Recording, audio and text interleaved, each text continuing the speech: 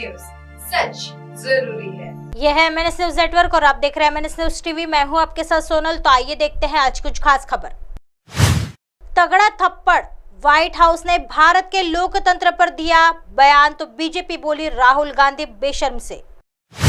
America दौरे पर गए कांग्रेस नेता राहुल गांधी भारत में लोकतंत्र को खतरा बताते हुए लगातार मोदी सरकार को निशाने पर ले रहे हैं। इस बीच व्हाइट हाउस ने भारत में लोकतंत्र को लेकर एक बयान दिया है, जिसके सहारे बीजेपी ने राहुल गांधी को घेरने की कोशिश की है। बीजेपी प्रवक्ता सैयद जफर इस्लाम ने इसे कांग्रेस के युवराज पर जोरदार थप्पड़ बताया है। इस्लाम ने ट्वीट कर कहा कि यह विडंबना है कि व्हाइट हाउस भारत को एक जीवंत लोकतंत्र बताता है, जबकि राहुल गांधी अमेरिका में अपनी यात्रा के दौरान बेशर्मी से भारत के लोकतंत्र की आलोचना करते हैं। इस्लाम व्हाइट हाउस प्रवक्ता जॉन किर्बी के उस बयान पर प्रतिक्रिया दे रहे थे, जिसमें उन्होंने कहा था कि भारत एक जीवंत लोकतंत्र है और जो दिल्ली जाए वो इस बात को देख सकता है। जॉन किर्बी ने कहा, भारत वाइब्रेंट डेमोक्रेसी।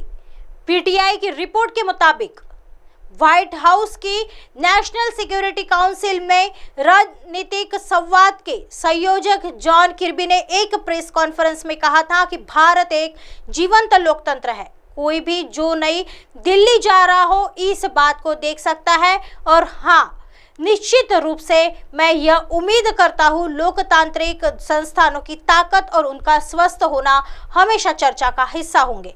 इस पर बीजेपी प्रवक्ता जफर इस्लाम ने लिखा, यह विडंबना है कि राहुल गांधी अमेरिका में बेशर्म से भारत के लोकतंत्र की आलोचना करते हैं, वही व्हाइट हाउस कहता है कि भारत एक जीवंत लोकतंत्र है। कांग्रेस के युवराज पर क्या जोरदार तमाचा है।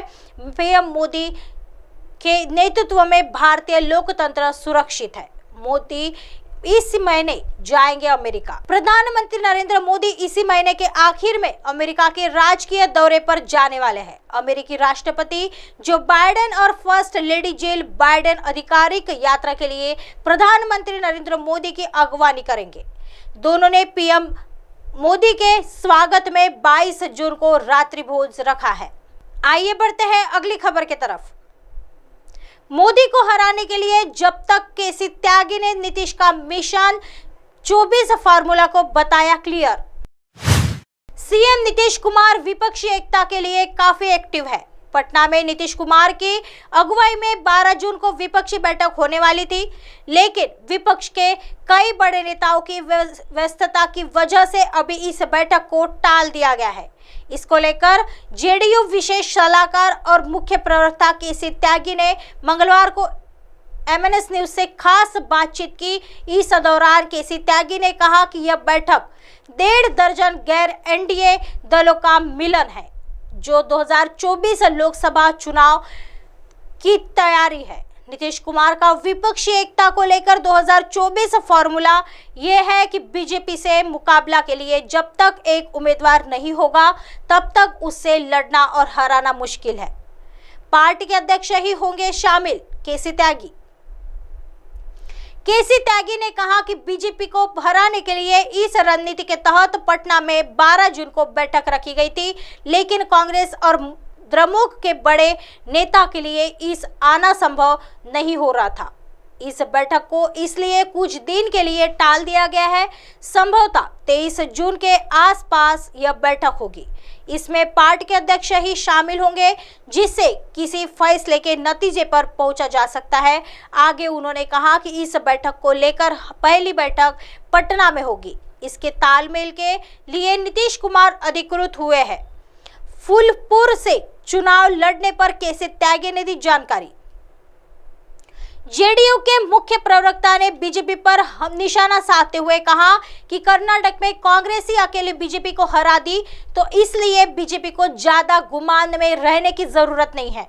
वहीं यूपी के फूलपुर से नीतीश कुमार के चुनाव लड़ने के कयास पर उन्होंने कहा कि कई जगह से प्रस्ताव आए हैं, लेकिन यूपी में सपा सबसे बड़ी पार्टी है। हम लोग एक ही विचारधारा के लोग हैं, इसलिए यह फैसला अखिलेश यादव और नीतीश कुमार ही कर सकते हैं।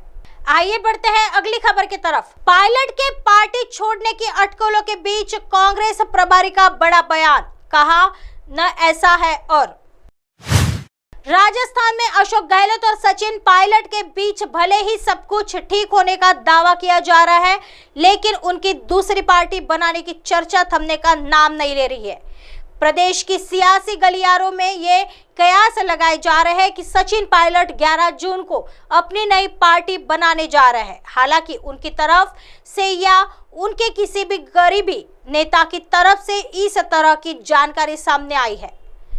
वहीं अब इस पूरे मामले पर राजस्थान कांग्रेस के प्रभारी सुखजिंदर सिंह रंधावा का भी बयान सामने आया है।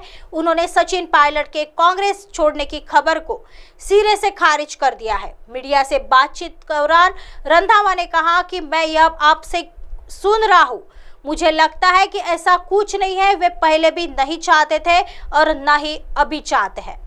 रंधावा ने आगे कहा, दिल्ली में हमारी 4 घंटे बैठक चली और इस बैठक में अशोक गहलोत और सचिन पायलट दोनों ही नेताओं को राहुल गांधी, मल्लिकार्जुन खड़गे और केसी वेणुगोपाल ने बड़े प्यार से और ध्यान से सुना। दोनों ही नेताओं को राजस्थान में मिलकर चुनाव लड़ने को कहा गया है और अशोक गहलोत और सचिन पायलट ने मिलकर चुनाव लड़ने की बात की है। दरअसल 11 जून को राजेश पायलट को उनकी पुण्यतिथि है और ऐसे में ये अटकलें लगाई जा रही थी कि सचिन पायलट इस दिन अपनी नई पार्टी का ऐलान करेंगे। हालांकि इस को लेकर पायलट या कांग्रेस पार्टी की तरफ से कोई बयान सामने नहीं आया है। इस बीच पायलट गुट के माने जाने वाले मंत्री मुरारी लाल मीणा ने भी ये साफ कर दिया है कि सचिन पायलट का ऐसा कोई इरादा नहीं है, वे कांग्रेस में ही रहेंगे। लोगों चल रही है बात और ऐसी बात कोई नहीं है, अभी तक कोई बात नहीं है। मेरे ख्याल ये बात होगी भी नहीं। सर, दिल्ली में 4 घंटे बैठक हुई, क्या उसमें? देखिए, हमने 4 घंटे बैठकर अलग अलग बात राहुल जी और खड़गे जी और वेणुगोपाल जी ने इनके साथ बात की है और इन दोनों की जो बातें थी उनको बड़े ध्यान से और प्यार से सुना गया और दोनों को कहा गया कि आप इकट्ठे मिलकर कांग्रेस के एसेट हैं, दोनों मिलकर काम करेंगे और दोनों ने कहा कि हम दोनों मिलकर काम करेंगे। सचिन पायलट नई पार्टी बनाने जा रहे हैं सर 11 जून। मैं आपसे सुन रहा हूँ तो मेरा ख्याल ऐसी कोई बात नहीं है, ना ही उनकी पहले मन था ना ही अब मन है। आज कैबिनेट की ऐसे ही दिन भर की तमाम बड़ी खबरों से आपको रूबरू कराएंगे। तब तक बने रहिए MNS न्यूज के साथ। नमस्कार।